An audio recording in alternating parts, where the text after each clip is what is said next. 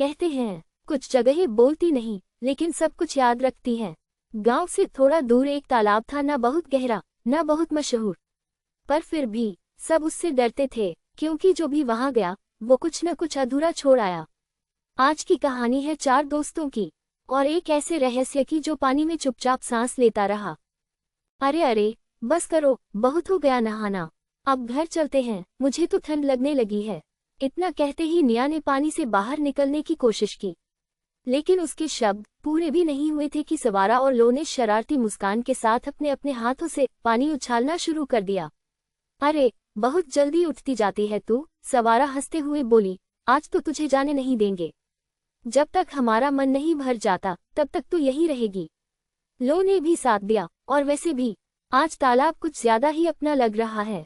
तीनों हंस रही थीं। तालाब का पानी ठंडा था लेकिन धूप अब ढलने लगी थी।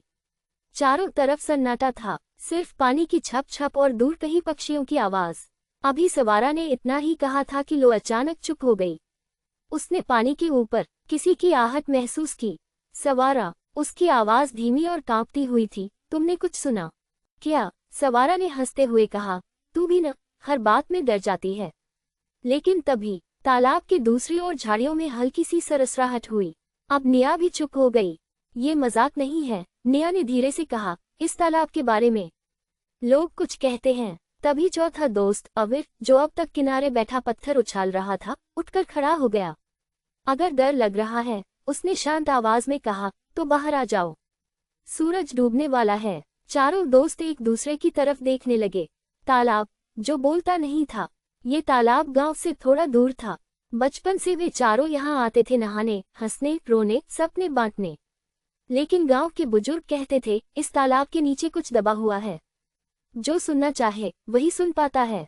बचपन में ये बातें मजाक लगती थीं, पर आज हवा कुछ अलग थी। जैसे ही निया पानी से बाहर निकलने लगी, तालाब के बीचों बीच पानी अपने आप घूमने लगा। ये कैसे? लो की आंखें फैल गई।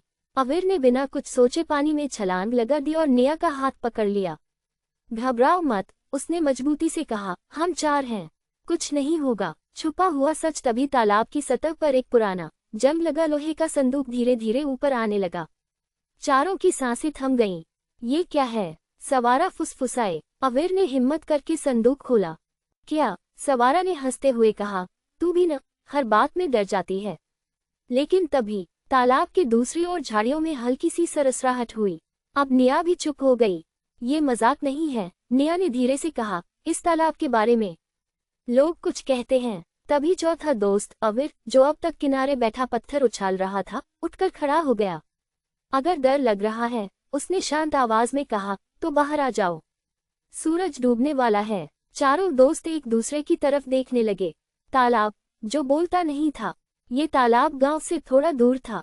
बचपन से वे चारों यहाँ आते थे नहाने, हंसने, रोने, सपने बांटने। लेकिन गांव के बुजुर्ग कहते थे, इस तालाब के नीचे कुछ दबा हुआ है, जो सुनना चाहे वही सुन पाता है। अंदर कुछ पुराने कागज, एक टूटी चूड़ी और एक अधूरी चिट्ठी थी। चिट्ठी पर लिखा था, अगर कोई यह पढ़ रहा है तो जान लो, मैं भाग नहीं पाई, लेकिन मेरी आवाज इस पानी में रह गई है। लो रोने लगी। ये किसी लड़की की चिट्ठी है। निया ने कांपते हाथों से कागज पकड़ा। गांव की एक भूली हुई कहानी याद आ गई। सालों पहले एक लड़की, जिसे उसके अपने दोस्तों ने मुश्किल समय में अकेला छोड़ दिया था, वह तालाब में कूद गई थी और फिर कभी नहीं मिली। दोस्ती की परीक्षा। तालाब का पानी अचानक ठंडा नहीं, भारी लगने लगा, जैसे वह पूछ रहा हो, अगर तुम्हें चुनना पड़े तो क्या तुम भी छोड़ दोगे? सवारा ने निया का हाथ पकड़ा। लो ने अविर के कंधे पर सिर रख दिया। अविर ने कहा, हम भागेंगे नहीं, ना आज ना कभी। चारों ने एक दूसरे का हाथ कसकर पकड़ा। तभी पानी शांत हो गया। संदूक धीरे धीरे डूब गया, जैसे तालाब ने जवाब पा लिया हो। उस दिन के बाद तालाब फिर कभी नहीं हिला।